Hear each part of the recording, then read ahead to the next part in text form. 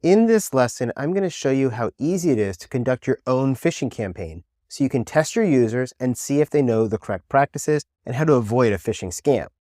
Now, in this campaign, what we're going to do is create our own email. We're going to send it out to our users inside our organization, see if they click on any of those links, and if they do, we're going to provide them remedial training. To do all of this, it's not complicated at all. In fact, you can use a free program that's provided by Trend Micro to do this for you. This program is called Phish Insights. To access Phish Insight, you simply need to go to phishinsight.trendmicro.com. If you've never used it before, you'll have to sign up and create an account. Again, this is a wonderful free tool. Next, you'll log into your account. So if we want to create a campaign for ourselves, we're just going to click on Create a Campaign. Now, I'm going to make a very small campaign here of just one target. So I'm just going to key in the recipient of who I want to send this message to. And the person I'm going to send it to is Jason. So I'm just going to call my list name Jason.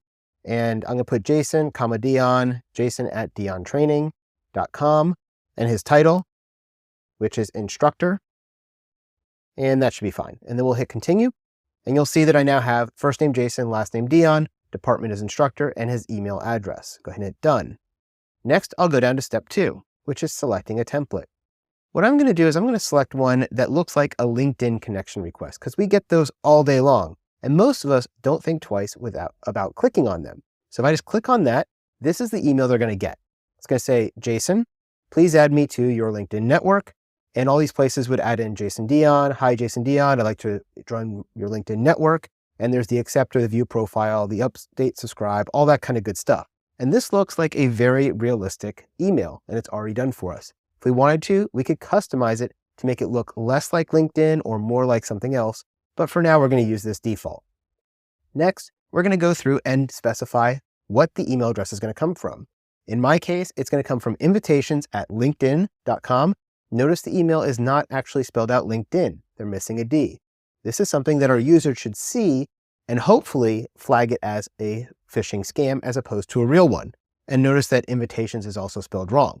But if you wanted to make this look very, very realistic, you could actually put the exact correct invitations@linkedin.com and spell it all correctly.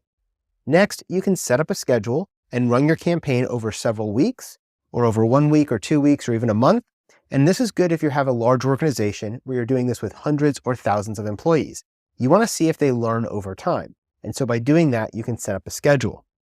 You can also then decide what happens if they click on one of the links. So I can have when the campaign ends, they will get training and be told, yes, you clicked on a link and you shouldn't have, or no, you didn't.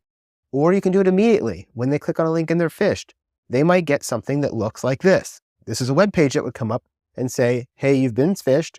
You need some remedial training. Click here and you'll get the training. Something of that nature. So that's the way you can do that. And if we go back up here to our invitation setting our schedule, or you can do it without notice. So I'm going to leave it with when phished, and then you can send yourself a text message or confirm to start the campaign. So now you'll see that that campaign is upcoming and it will start in about an hour from now. Once that happens, we'll be able to see who gets fooled, analyze those results, and give those people training. So let's look at an example phishing email. I just sent one out that showed it was coming from LinkedIn. Now, this is what the user is going to see. From all looks, it looks like a legitimate email. If I look at the subject line, it says, Jason, please add me to your LinkedIn network. If I look at who it came from invitations. And if I look at the message, it's got the LinkedIn logo. It's got things that look just like a LinkedIn message, but it's not. If I click on any of these links, it's not going to take me to LinkedIn. Instead, it's going to take me to a phishing website. And as you see, as I hover over it, notice what the link is. It's not linkedin.com. It's websitefun.club. If I go over here to the profile one, same thing. It brings me to another area of that website. Changing the frequency, same thing. This is a classic phishing scam where it looks like one thing, but when you click on it, it goes to another.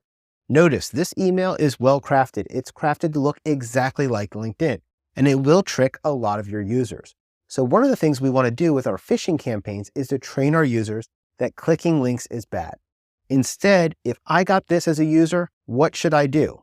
I should open up a new web browser and I should go to linkedin.com, the site I know. And from there, I can accept or reject that friend request.